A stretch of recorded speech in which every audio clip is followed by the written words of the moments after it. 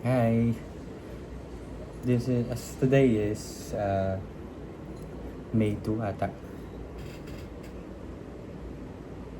May 2? May 3, Saturday. Just got home from school.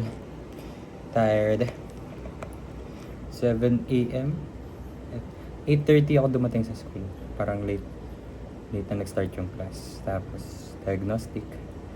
And then early dismissal. Hindi naman not so early. Kumbaga sinagad ko yung yung oras. Tapos lunch, coffee. Then tumambay ako sa kadorm. Yung kadorm? Sa dorm ng tropa. And then back to school 3 to 5. And then bahay. Ayun lang. Tapos naligo ako, nag-rest. Kakain na ako dinner. Update sa sugat, okay na siya. Healing na. Healing process na. Yun lang. Overthink na naman kasi dito na naman ako sa bahay. Pero I'm fine. Sabi ko sa sarili ko, okay lang ako. Tomorrow is Sunday. Ibala ako magsimba for better days. Hoping to thanking for the blessings na dumadating sa akin.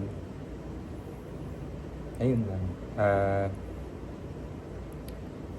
Last time dinala ko dito yung nililigawan ko, which is not a good sign. Hindi ko pa alam paano sasabihin sa kanya.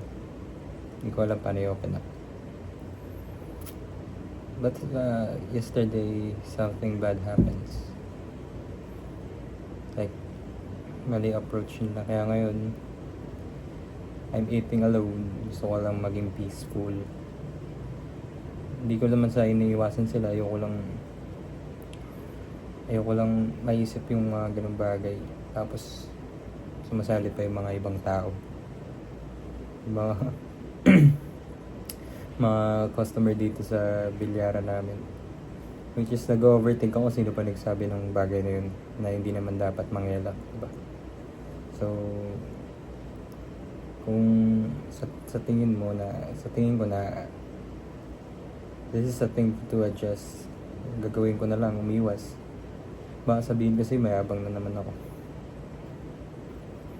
Baka sabihin nagbago na naman ako, umiiwas ako. Hindi sa nagbabago ako. Ayoko lang ng gulo sa utak. Ayun. Here's the food, pork chop. Thank you, Mama. Thank you sa pagluto. Thank you, Lord, for the food. Thank you for this day. Safe ako nakauwi. And then, after neto siguro rest again, tapos live. I need to make quota. Kasi magbe-birthday na ako next month. Yung sahod ng this May sa June darating. Hoping na papaldo. Hoping. Ayun lang naman.